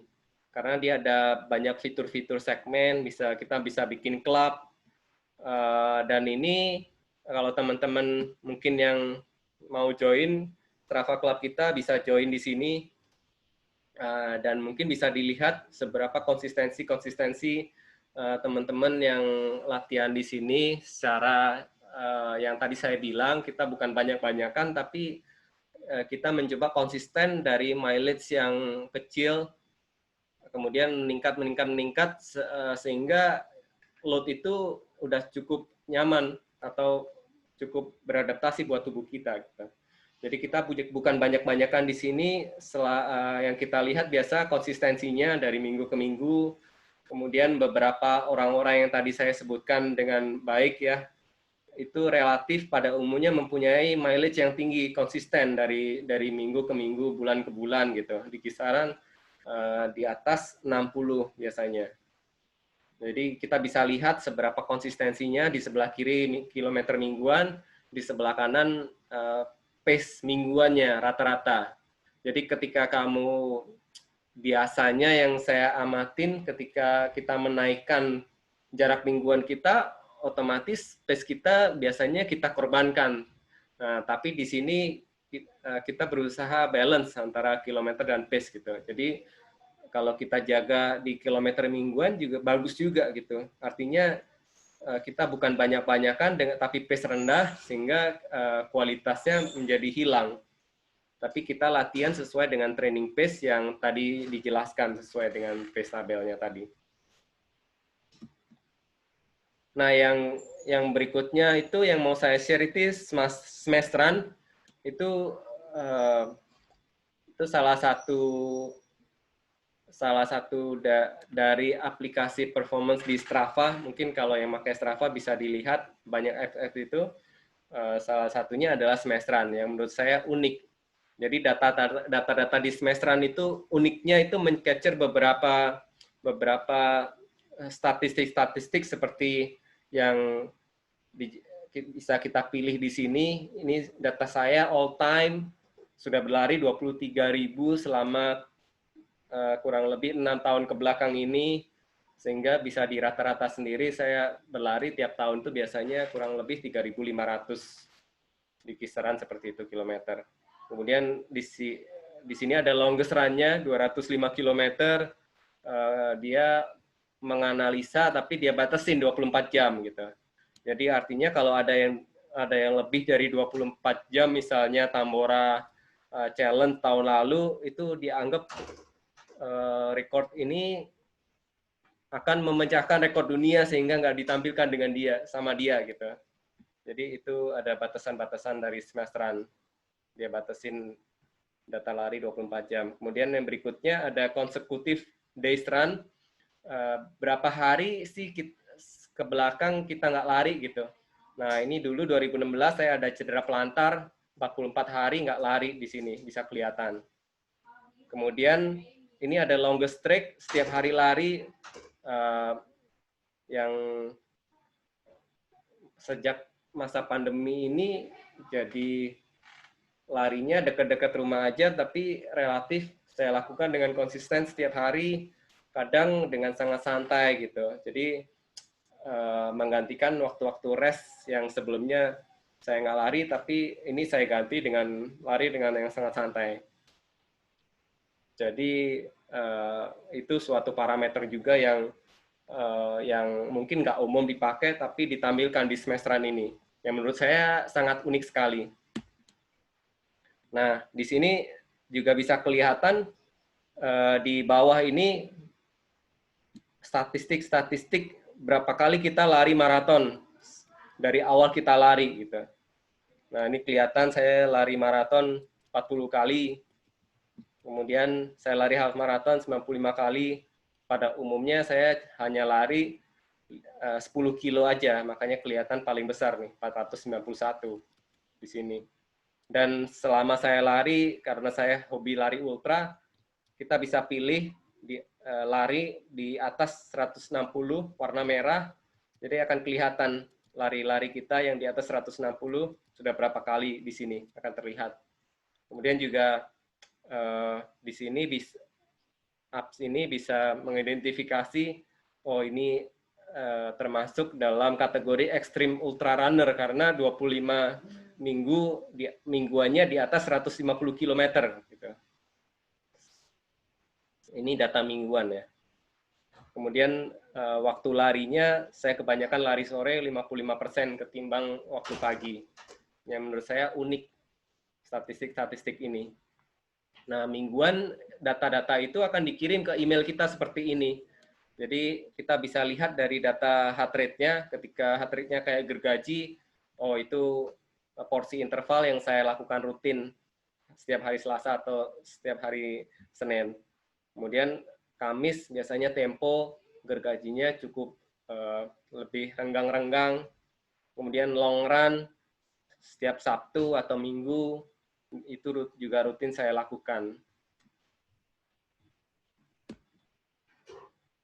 Nah, ini yang mungkin ada 3 slide terakhir itu yang unik menurut saya itu ada ranking jarak seperti yang Strava tadi ya. Ini mungkin agak kecil, tapi sebagai gambaran aja di aplikasi ini otomatis di benchmark dengan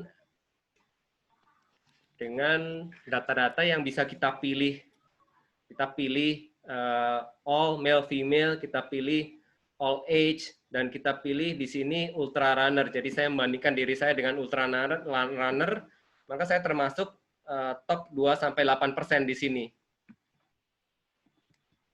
Jadi mungkin saya zoom lagi, banyak kriteria-kriteria persentase yang bisa didapat dari sini yang tergambarkan dari mingguan kita. Ketika mingguan kita kurang lebih 100 dalam 7 hari, maka itu termasuk top 15%, termasuk dalam kategori gold, gitu. Minimal 48. Jadi dalam waktu 4 minggu, ini juga termasuk top 15%, yang menurut saya unik gitu. Ketika kita memakai Strava, kita cenderung membandingkan dengan orang-orang yang dalam cakupan lebih kecil. Tapi di sini cakupannya lebih besar. Kita benchmark dengan pelari-pelari ultra runner di seluruh dunia yang memakai smash run. Nah, kemudian di tahun kemarin itu juga termasuk top 15% karena kumulatif kilometer saya di atas 3.000.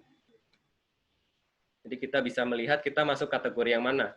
3% either gold, silver, atau bronze. Nah, selain itu juga ada kecepatan seperti Strava tadi. Kita bisa melihat dari sisi 1 mile, ternyata saya nggak begitu bagus gitu. Saya ada di 17% waktu 1 mile saya. Karena saya cuma 6.35 untuk 1 mile. Sedangkan 15% dari populasi itu di bawah 6.27 waktu 1 mile-nya.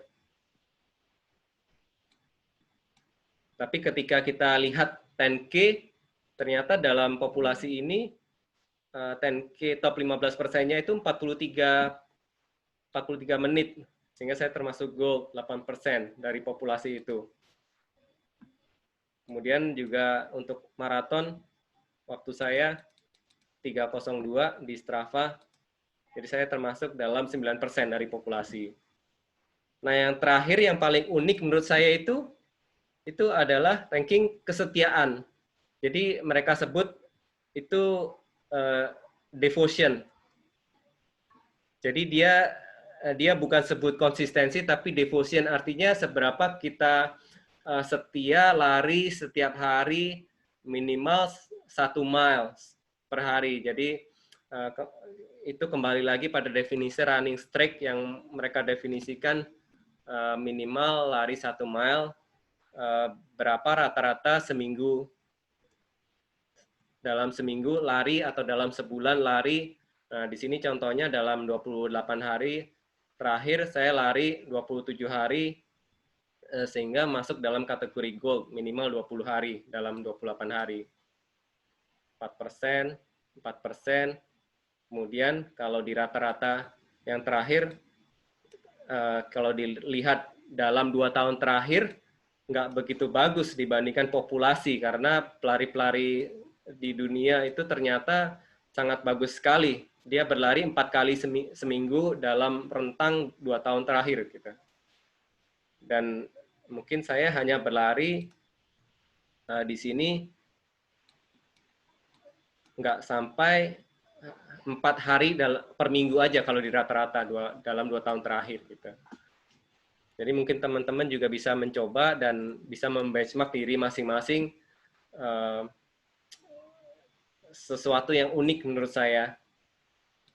Nah di TRC kadang kita latihan gitu, kita pengen latihan cepat kadang-kadang FM sub 5 seperti Monas Marathon tahun lalu, kadang pengen latihan 3:30 seperti tadi pagi, kadang tahun lalu juga kita fokus di ultra, kita lari ngelup Ancol 12 jam untuk latihan ultra, kemudian kita juga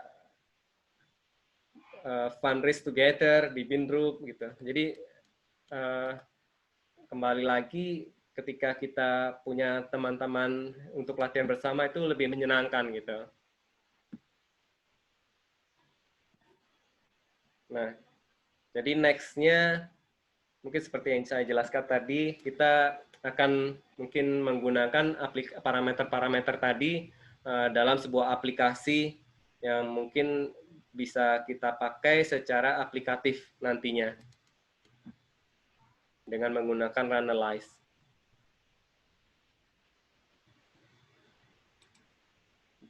Jadi itu slide terakhir dari saya. Mungkin kalau ada pertanyaan. Ada yang mau nanya nih, Hen. Ada pertanyaan. Hen, jadi kalau tadi semesteran itu ada di Strava ya? Kita bisa lihat semesteran itu di Strava. Gimana cara munculinnya sih? Di browse aja semesteran itu salah satu aplikasi yang terkonek dengan Strava. Jadi saya tahunya semesteran itu kadang iseng ya, saya buka Strava itu kan banyak aplikasi itu. Itu developer itu nambah-nambah terus. Kadang saya iseng aja, oh pengen nyobain ini, oh lucu juga ya gitu. Ternyata kita bisa membenchmark untuk tahu sebenarnya kita termasuk dalam kategori mana sih dari sisi seorang pelari ketika dibandingkan dengan pelari-pelari di dunia gitu. Oh ternyata ya pelari-pelari di dunia banyak juga yang relatif bagus-bagus gitu. Karena kita cenderung melihat pelari lokal saja, sehingga kita jarang melihat benchmark ke arah dunia yang banyak juga pelari-pelari dunia yang bagus-bagus gitu. Tapi ketika kita Google semesteran itu nanti akan langsung dialihkan. Nanti datanya dari Strava langsung tanpa bisa diimport dari Strava, langsung masuk semua datanya.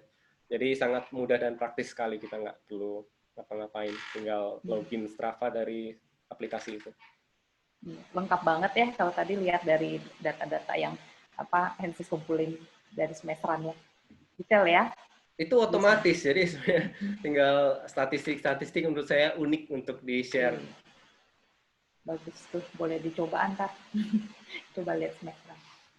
Terus kalau pengen nanya, misalnya kan ada kan kita runner-runner, misalnya ada runner yang pemula gitu kan, tapi kan ada yang di sini juga mungkin udah senior, pernah pelari lama. Kalau buat kayak pemula gitu tuh kan analisa macam-macam tuh parameter yang bisa kita monitor. Kira-kira apa yang parameter yang mana sih yang paling mudah yang buat kita ukur untuk lari kita? Apa cuman kilometer per minggu atau pakai parameter apa ya? Biasa kalau untuk pemula itu saya sarankan nggak fokus pada pace, tapi fokus pada endurance-nya tadi. Jadi fokus di mileage-nya dulu. Jadi artinya konsistensi ketika kita bisa lari setiap 2 hari, kita konsisten untuk bisa 30 menit dulu misalnya. 30 menit setiap 2 hari kita lakukan selama sebulan. Kalau bisa nanti kita tambah gitu. Kita tambah jadi 5 kilo setiap 2 hari. Habis itu bulan ketiga kita tambah jadi 6 kilo. Jadi perlahan-lahan sehingga tubuh kita punya waktu adaptasi yang cukup. Jadi nggak ada semua terbentuk dalam waktu yang singkat, over beberapa minggu. Itu sama saja kita menyiksa tubuh kita, memaksa harus perform, sehingga yang seperti Adrian jelaskan tadi, ujung-ujungnya malah cedera kita. Jadi bukan adaptasi tubuh yang didapat, malah mungkin ada efek-efek samping yang kadang nggak kita pikirkan sebelumnya. Jadi step by step gitu ya. Hen, ada pertanyaan nih di kolom chat dari Mayo Palmonti. Untuk Hensis, agak lompat sedikit ya. Coros itu parameter hitungan utamanya HR ya. Soalnya pernah ngukur isi long run pakai coros, penambahan di training load kadang sedikit. Tapi cuma lari 4 kali 800 meter interval, langsung training load-nya tinggi. Dan rest time-nya harus lama. Jadi apa nih? Iya, untuk spesifik untuk Coros, mereka fokus ke quality juga. Jadi lebih ke kualitas ketimbang kuantitas gitu. Jadi artinya ketika kita melakukan interval atau tempo dalam pace yang mendekati threshold kita, maka load-nya akan tinggi gitu. Ketimbang kita melakukan dengan pace pelan tapi dalam jangka waktu yang lama, tapi jauh dari pace latihan kita atau threshold pace kita. Jadi mungkin mereka kategorikan itu tidak menambah kualitas secara signifikan untuk bisa meningkatkan waktu PB kita misalnya. Tapi ketika teman-teman fokus di latihan ultra, sebenarnya nggak masalah juga, memang nggak perlu kenceng-kencengan, tapi kita build endurance. Jadi sesuai dengan target masing-masing. Tapi kalau di Coros memang mereka fokus ke kualitas, agak beda dari aplikasi-aplikasi lainnya. Begitu ya. Jadi emang ada yang nggak hanya HR doang ya yang terukur. Betul. Ya. Cis, ini boleh tanya enggak? Boleh, silakan. Ya, maaf ya, nanya lagi. Ya, antara VDOT. Jadi tadi kan di bagian pertama Bang Hensis kan jelasin zona-zona HR tuh. Jadi zona isi 1, 2. Nah, sedangkan kalau saya lihat yang VDOT itu kan dia nunjukin juga tuh di situ berapa PB 5K atau 10K-nya kita kan, terus isinya berapa. Nah, itu yang dijadikan acuan apakah pace yang dari VDOT atau tetap mengacu ke HR gitu untuk awal-awal. Ya, kalau awal-awal kita mesti tes waktu 5K kita atau 10K kita berapa gitu. Jadi artinya kita nggak bisa memakai data PB yang sudah 6 bulan sebelumnya. Nah, mungkin kita bisa time trial sendiri, katakanlah waktunya sekian untuk 5K yang kita tes sendiri. Nah, jadi artinya ketika kita mempunyai target yang di VDOT yang sama untuk half marathon atau maraton, nah training pace itu yang harus kita ikutin gitu. Jadi mengacunya pada pace, bukan pada heart rate. Tapi evaluasinya nantinya ketika kita udah melakukan 4 bulan, kita mesti lihat gitu. Heart rate kita turun nggak sih di pace yang sama ketika kita sudah latihan konsisten itu. Jadi untuk evaluasi HR-nya. Tapi acuannya tetap ke pace itu sendiri. Nah, misalnya kita pengen meningkatkan waktu 5K kita gitu. Jadi artinya training pace kita harus lebih cepat supaya 5K kita meningkat. Kalau kita fokus pada VDOT yang sama, maka kita cenderung lebih santai, tapi mileage lebih banyak, sehingga waktu half marathon dan maratonnya akan tercapai gitu. Kalau boleh tahu, Bang Hensis, kalau di FM itu di zona berapa HR-nya? Untuk apa? Kalau untuk FM itu zona HR-nya di berapa, Bang? Kalau saya biasa di antara 3 atau 4 ya. Nggak nyentuh 5 ya? Nggak nyentuh 5. Iya. Jadi kalau 5 udah dipastikan seperti yang Adrian share tadi, ya pasti ngedrop gitu. Ujung-ujungnya sudah 25 atau 30, udah pasti ngedrop karena memang tubuh kalau dipaksa terus-terusan ada batasnya gitu. Jadi nggak bisa, kita harus berlari dengan relatif santai karena maraton tuh jarak panjang. Jadi biasa kita fokus di heart rate sekitar 75 sampai 85% lah maksimal gitu. Sehingga kita punya kekuatan endurance yang cukup panjang untuk menyelesaikan maraton dengan baik. Oke, thanks Bang. Ini di kolom chat ada pertanyaan lagi nih, Hen. Heart rate device vs smartwatch, bagaimana menggabungkan di Strava atau di Strava? Gimana? Biasa smartwatch itu rata-rata support dengan external charge strap misalnya. Tapi kita mesti lihat lagi dia supportnya apakah itu Bluetooth, apakah itu ANT. Jadi selama dia support untuk Bluetooth, kita beli chest strap untuk HR untuk Bluetooth, itu akan compatible. Jadi compatibility-nya aja yang kita lihat. Gitu. Nah, ketika datanya sudah masuk ke jam, otomatis di Strava akan muncul juga.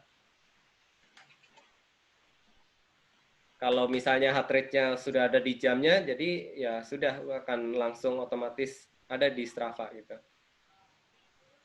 Tapi memang untuk evaluasinya sendiri, ya kita mesti tampilin di Excel sebagai grafik-grafik yang sederhana saja gitu. Biasanya sih nggak bisa langsung dari aplikasi-aplikasi itu yang analisisnya cenderung single run ketimbang multiple run gitu. Jadi makanya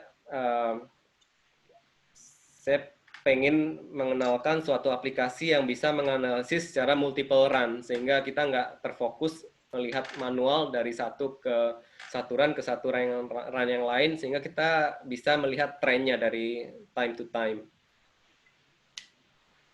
Gitu, nanti itu akan minggu depan akan ada ini ya, di share lagi ya, Hen?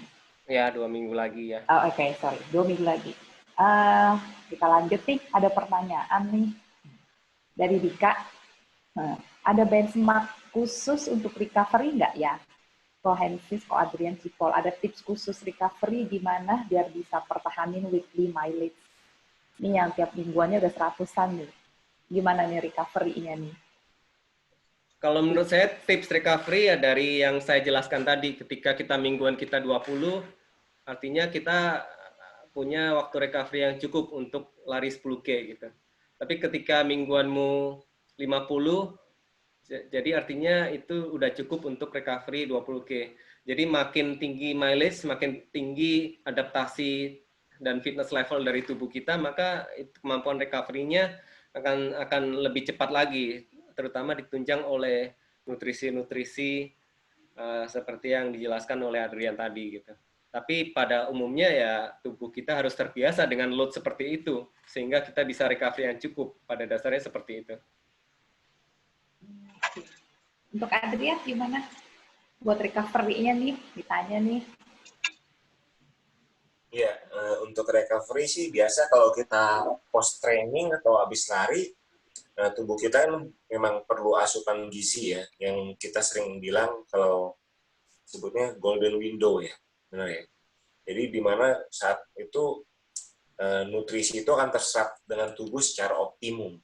Ya paling umum sih kalau kita biasanya kalau habis race atau habis latihan kita paling sering makan pisang atau buah-buahan semangka atau mungkin ya kalau saya secara umum sih lebih banyak di buah-buahan yang natural karena ya itu terutama paling umum pisang itu kan mengandung potasium yang tinggi, jadi untuk recovery itu paling efektif, salah satunya makanya paling banyak digunakan oleh maksudnya di event-event itu recovery pisang. Di samping itu dengan pola makan yang secara umum sudah terbangun dengan pola makan sehat, jadi pola makan sehat atau yang lebih ke natural food, clean eating, menghindari gula. Gula itu artinya di sini kan kalau kita makan buah kan mengandung gula, tapi gulanya itu gula yang baik ya. Beda dengan gula buatan seperti yang misalnya di coklat atau yang kita sebut fruktosa yang secara untuk pencernaannya lebih sulit atau lebih lambat lah. Nah kalau untuk yang kayak buah-buahan natural itu dia akan dicerna dengan cepat sehingga secara recovery kita jadinya lebih cepat secara umum. Kira-kira kayak gitu, Ibu Polni. Gitu ya. Kalau dari saya, kalau tadi Dika nanya, recovery saya tidur. Selain food, istirahat juga perlu sih. Kalau saya udah recovery, udah tidurnya cukup, besok bisa lari lagi. Jadi masih bisa jaga mileage mingguannya lah, rata-rata 60 sampai 70. Iya, memang benar itu. Yang kedua adalah intensitas gitu. Ketika intensitasnya kita gila-gilaan, pasti nggak bisa lari lagi besoknya gitu. Karena dari terlalu tinggi peningkatannya gitu. Kita nggak mau bertahap, tapi cenderung kenceng-kencengan. Seperti yang ditanyain tadi ya, di atas oleh Kemal. Ceritanya waktu tes fisik pelatnas kemarin, shuttle run nggak sanggup, malah parah ngos-ngosan katanya. VO2 max saya kacau. Jadi, prinsipnya latihan itu jangan pengen kenceng-kencengan seperti Adrian tadi share gitu. Tapi kita build juga endurance-nya, mileage mingguannya harus sabar gitu. Jadi nggak ada peningkatan yang dilakukan dalam rentang mingguan, tapi kita jaga bulanan sehingga ketika kita udah terbiasa dengan load itu, maka heart rate kita akan turun sehingga kita bisa meningkatkan kecepatan kita dengan ada space lagi karena heart rate kita udah turun. Jadi dengan effort yang sama kita dari bulan ke bulan bisa dibilang bisa makin kencang. Kalau saya yang jelaskan tadi mungkin tahunan ya, memotong waktu itu nggak sesederhana berapa dalam beberapa bulan. Kadang kita harus sabar tahunan gitu. Jadi menjaga 3.500 km setahun selama beberapa tahun yang mungkin cuma bisa memotong kurang lebih 7-10 menit waktu maraton gitu. Prinsipnya untuk jarak pendek mungkin agak berbeda tapi kira-kiranya sama gitu. Jadi sehingga itu bisa juga dilakukan karena konsistensi itu tadi. Konsistensi itu jangan sampai salah, kenceng-kencengan melulu yang ujung-ujungnya bisa cedera gitu. Tapi kita bangun pelan-pelan, bisa berbulan-bulan bahkan bertahun-tahun.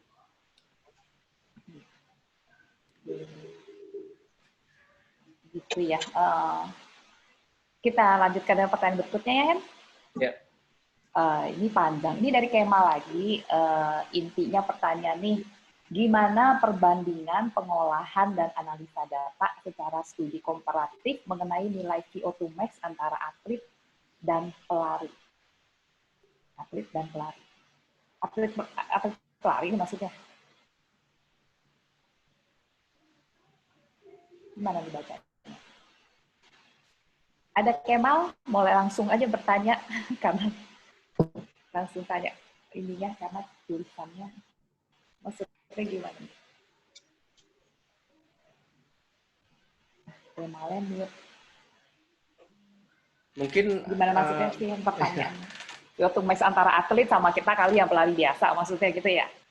Iya mungkin. Jadi sebenarnya nggak ada bedanya ya antara atlet dan pelari. Nah bedanya itu ketika ada seseorang yang ditemukan gitu, seorang pelari ditemukan VO2 max-nya tinggi dari waktu lari yang sangat kencang. Jadi dia itu potensial menjadi atlet yang mungkin nanti menjadi atlet dan diasah selanjutnya. Tapi ketika kita mengasah dari tahun ke tahun VO2 max kita, mungkin tadi saya jelaskan juga, itu bukan suatu parameter yang baku, karena ada banyak sebenarnya selain VO2 max yang hanya 12 menit mengujiannya itu, ada banyak yang lain-lainnya gitu. Ada running ekonomi, ada formnya, jadi bukan berartinya VO2 max yang rendah, itu waktunya jadi jelek, enggak gitu. Dan atlet juga enggak semua VO2 max-nya tinggi-tinggi. Ada juga VO2 max-nya rendah, tapi dia bisa mencapai waktu yang bagus karena running ekonominya bagus gitu. Jadi ya ketika kamu pelari itu sangat bagus sekali, bisa berkompetisi di tingkat nasional dan internasional, ya dia jadi atlet gitu, bisa jadi atlet. Jadi atlet itu adalah pelari-pelari yang sangat bagus, bisa dibilang top 1% yang kamu bisa bersaing. Itu aja sih gitu.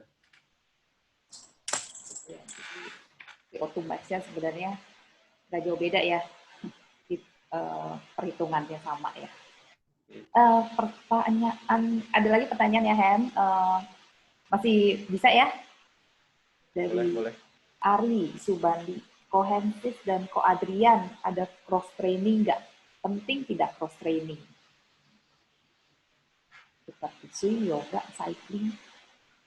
Aku sih nggak cross training ya. Cross trainingnya itu tadi makan dan tidur. Jadi sempet waktu itu skipping, tapi skipping dan lari mungkin terlalu berat gitu. Jadi udah skippingnya nggak dulu. Tapi mungkin kalau ada waktu aku coba untuk strength training ketimbang cross training. Tapi kalau misalnya tergantung kesukaan dan ketersediaan waktu sih sebenarnya gitu. Dan fokusnya itu pada yang kita rasa lemah gitu. Ketika kita rasa lemah, kita butuh sesuatu yang untuk menguatkan. Jadi ada tujuannya gitu. Kadang biasanya kalau kita nggak tahu tujuannya apa, asal cross training, jadinya mungkin kita kurang fokus jadinya. Jadi misalnya saya strength training karena saya tahu kaki saya nggak bagus gitu ya. Heart rate saya lumayan rendah, artinya kakinya nggak cukup kuat untuk bisa lebih kencang lagi. Sebenarnya ada potensi kardio yang masih bisa dimanfaatkan, istilahnya seperti itu. Tapi kalau ada waktu yang lebih gitu, bisa juga cross training, bagus juga sih sepertinya. Oke, kalau dari Ko Adrian gimana nih tanggapannya? Yang seperti yang tadi saya sempat jelaskan tuh yang ada gambar Saitama. Nah itu kalau saya pribadi sih ya selain dari makanan untuk cross training juga nggak ada. Nah, paling belakangan aja ada goes santai ya. Cuman secara umum paling ya strength training yang seperti Hansis bilang itu ya back to basic, cuma sit up dan push up aja sih yang paling umum untuk penguatan core terutama ya. Karena sebagai pelari kita kan nggak cuma bawah aja yang karena kalau bawah kan kita udah latihan untuk dari mileage kita itu udah membantu kita menguatkan kaki kita ini, terutama untuk yang bagian core ke atas ini, dalam hal ini biasanya sih kalau push up atau sit up itu kan membantu untuk sit up membantu untuk penguatan perut kita atau core up. Kalau yang untuk push up itu bantu untuk kekuatan lengan kita, karena lari itu nggak cuma, maksudnya ayunan tangan itu akan menentukan langkah kaki kita. Jadi kekuatan kita kalau selama ayunan tangan kita masih, makanya sering bilang kan fokus ayunan tangan, karena ayunan tangan akan kaki kita akan mengikuti ayunan tangan kita. Nah kalau ayunan, maksudnya porsi tubuh atas kita kurang kuat, biasanya ya ayunan tangan kita melemah, kaki kita juga jadi yang melemah. Jadi kadang-kadang kalau pas lari, ya kalau udah terasa capek, saya fokus lagi ke ayunan tangan. Oke, ayunannya masih kuat, kakinya akan mengikuti. Nah, untuk menunjang itu ya itu melatih kekuatan di kekuatan core bagian atas ya, dengan cara yang basic aja, cuma sit up dan push up itu. Dua hal basic yang mungkin dari dulu yang sebelum ada alat-alat gym yang sekarang ada, yaitu orang biasa latihannya cuma push up dan sit up. Kira-kira seperti itu. Tadi saya lupa tambahin ya. Jadi dari Januari sampai dengan Juni ini saya juga selain latihan rutin, efek yang utama itu dengan pola makan sehat dan terjaga ya, salah satunya penurunan berat badan. Nah ini yang juga sangat membantu untuk dari segi endurance dan speed ya. Jadi kalau badan kita berat, jadi di awal Januari pas cedera itu berat badan saya kurang lebih 71-72 kilo, sampai sekarang terakhir 65 kilo. Jadi ya dari sisi kalau dibilang aeronya lebih baik, aerodinamiknya jadinya. Kurang lebih seperti itu. Jadi penurunan berat badan juga akan menunjang performa lari kita secara otomatis. Karena kalau kita lari di bawah beban 7 kilo, misalnya penurunan saya kurang lebih 7 kilo, ya pasti lebih lambat dan lebih cepat capek, dan endurance-nya pasti jauh berbeda dengan tanpa beban sama sekali atau mungkin bebannya ringan. Kira-kira itu ya penjelasannya. Thank you. Signifikan sekali ya turunnya 7 kilo ya, 6-7 kilo. Wow. Luar Berasa biasa. ringan banget ya kalau lari kurangin 7 kilo. Pantesan, cepat ya. Kita ada satu pertanyaan terakhir ya sebelum kita akhiri session kita ini. Nanti di akhir sesi kita foto bersama ya, kita nyalakan videonya. Satu pertanyaan terakhir ya, Hen. Ada pertanyaan nih. Pengaruh umur yang di atas 50 tahun terhadap performance endurance apakah bisa ditingkatkan? Iya, pada prinsipnya sih bukan masalah umur ya. Lari itu biasa kan ada umur biologis dan umur organ kita.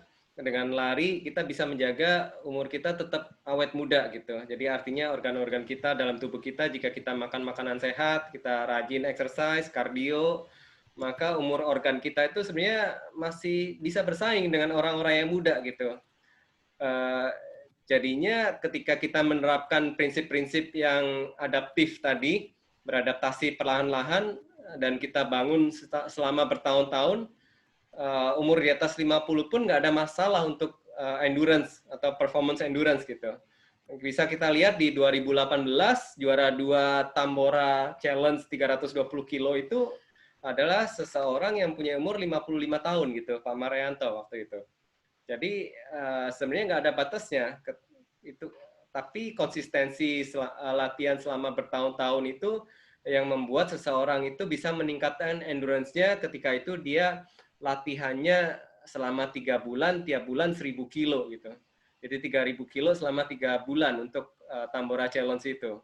Tapi memang kita harus melihat berapa tahun dia sudah berlari, dan mileage-nya juga secara progresif, pelan-pelan dinaikkan. Itu nggak dalam jangka waktu bulanan ya, itu perlu tahunan gitu. Jadi tergantung dari tujuan kita masing-masing. Find your purpose. Jadi biasanya dengan purpose itu maka kamu bisa menjaga konsistensimu, entah itu untuk hidup sehat, entah itu untuk sebuah lomba, tapi usahakan pelan-pelan gitu. Jangan mau terlalu cepat untuk lebih kencang terlalu cepat. Itu sih pesan dari saya. Oke, itu pertanyaan terakhirnya ya. Jadi kalau bisa ada sebelum ditutup, Hensis mau kasih sedikit kata penutup dulu. Kalau yang saya tentang Smart Running Series episode kedua kita kali ini ya tentang Advanced Parameter and Apps ya. Tadi Hensis sudah memaparkan banyak data dan detail dari running apps. Ya tadi kasih contohnya Strava ya. Dan berarti minggu depan kita akan 2 minggu lagi akan ada yang baru tadi Run Analyze gitu ya. Ada ini. Jadi mungkin jadi stay tune untuk lanjutannya. Parameter-parameter tadi itu terkesan rumit ya, tapi sebenarnya ketika kita mencoba sesuatu yang nggak biasa, rumit itu pada awalnya aja karena kita nggak biasa. Tapi ketika kita udah terbiasa, kita coba lihat trennya dan kita sesuaikan dengan tujuan kita masing-masing, semuanya jika terbiasa akan jadi mudah gitu. Sama dengan lari, sama dengan pakai app, sama dengan pekerjaan kita sehari-hari. Jadi biasa orang itu resisten sesuatu yang baru. Nah, itu yang sebenarnya kita butuh lebih familiar atau lebih terbiasa aja juga untuk soal lari. Jadi stay tune lanjutan berikutnya untuk kita bisa memakai parameter-parameter itu dengan lebih mudah karena aplikasi itu memang diciptakan untuk jauh mempermudah. Tapi syaratnya juga kita harus memakai device-device yang disyaratkan seperti heart rate dan GPS watch karena perlu akurasi data untuk agar parameter-parameter itu berguna buat tubuh kita. Oke, terima kasih. Senang banget nih dengar sharingnya dari Adrian sama Hensis. Kita sebelum tutup, kita boleh foto bersama dulu ya. Dinyalakan videonya, kita ada 2 slide, ada 2 layar. Yuk kita foto ya. Satu. Ada beberapa nih belum ada nih. Gerhard, Agus, Pur. Nah, yuk 1, 2, 3. Smile. Oke. Next yang di slide kedua. Wahyu, Kuba, Gabriela. Nggak ada mukanya video. 1, 2, 3. Oke. Demikian kita Smart Running Series episode 2 kita di hari Minggu ini. Makasih untuk Hensis, makasih